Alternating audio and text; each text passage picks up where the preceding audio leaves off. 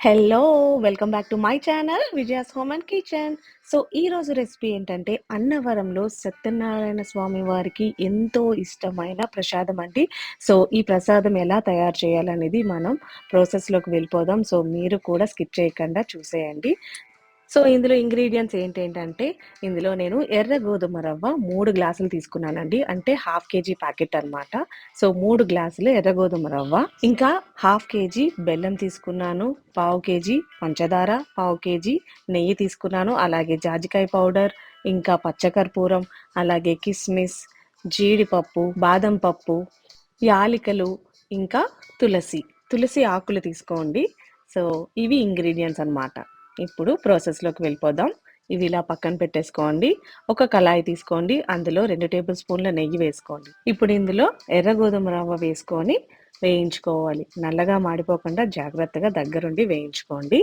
So, ఇలా వేయించుకున్న తర్వాత ఒక గిన్నె తీసుకొని అందులో 8 గ్లాసుల నీళ్ళు తీసుకోండి. సో, ఈ నీళ్ళు బాగా మరిగే వరకు నేను మూత పెట్టి ఉంచుకున్నాను. సో, ఇలా మరిగిన తర్వాత ముందుగా నెయ్యిలో వేయించి పెట్టుకున్న రవ్వను మొత్తం వేసేయండి. ఇప్పుడు దీన్ని బాగా కలుపుకోవాలి. ఎందుకంటే రవ్వ ముద్ద కట్టకుండా ఉండడానికి. సో, ఇలా బాగా కలిపిన తర్వాత చూస్తున్నారు కదా! ఇలా దగ్గరగా అయిపోవాలనమాట. సో, ఇలా అయిన తర్వాత ఒకసారి చెక్ చేసుకోండి. మనకి రవ్వ అనేది కొంచెం మెత్తగా అయిందో లేదో. మరీ మెత్తగా కాకుండా ఒక 80% రవ్వ ఉడికినట్టుండాలి. ఇప్పుడు ఇందులో బెల్లం వేసేసుకోండి. హాఫ్ కేజీ బెల్లం.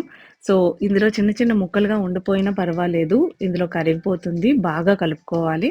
ఇలా కలిపేసుకున్న తర్వాత పంచదార గూడా పావు కేజీ పంచదార వేసేసుకొని బాగా కలిపేసుకోండి.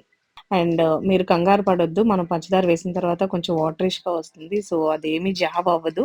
సో, నార్మల్‌గానే ఉంటుంది. ఇప్పుడు మళ్ళీ పక్కన ఒక కళాయి తీసుకొని అందులో నెయ్యి వేసుకోండి. అలాగే మనం ముందుగా డ్రై ఫ్రూట్స్ తీసుకున్నాం కదా! అవి ఒకటి తర్వాత ఒకటి వేయించుకొని పక్కన పెట్టేసుకోండి. సో, ఏవైనా సరే డ్రై ఫ్రూట్స్ కొంచెం రెడ్డిష్ కలర్ రాగానే మనం తీసేసుకోవాలి.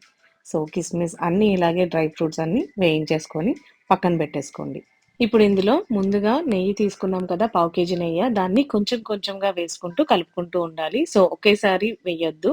కొంచెం కొంచెం ఒక 2, 3 టైమ్స్ వేసి ఇలా కలుపుతూ ఉండండి. ఏంటి పావు కేజీ నెయ్యి వేసుకోవాలా అని మీరు అనుకోవచ్చు. కానీ నెయ్యి వేస్తేనే ఈ ప్రసాదానికి మంచి టేస్ట్ వస్తుందండి.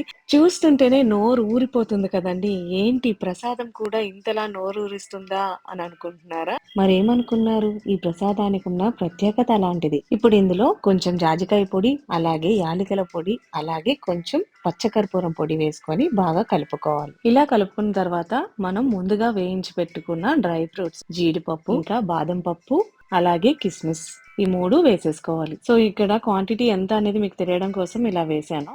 దీన్ని ఉప్పు పటిక అంటారండి. సో, ఈ ఉప్పు పటిక చిటికెడు తీసుకొని దీన్ని బాగా నలిపేసి ఇందులో వేసేసుకొని కలిపేసుకోవాలి. సో, దీనివల్ల ఏమవుతుందంటే మనకి ప్రసాదం కొంచెం తిక్కుగాను ఇంకా షైనింగ్‌గా వస్తుంది.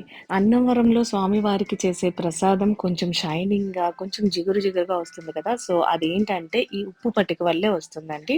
చూస్తున్నారు కదండీ! మనం అనుకున్నట్టే అన్నవరంలో సత్యనారాయణ స్వామి వారికి చేసే ప్రసాదం రెడీ అయిపోయిందండి. పైన కొంచెం తులసి ఆకులు వేసుకోండి. తులసి చెట్టు పవిత్రతకు సూచన అంటారు.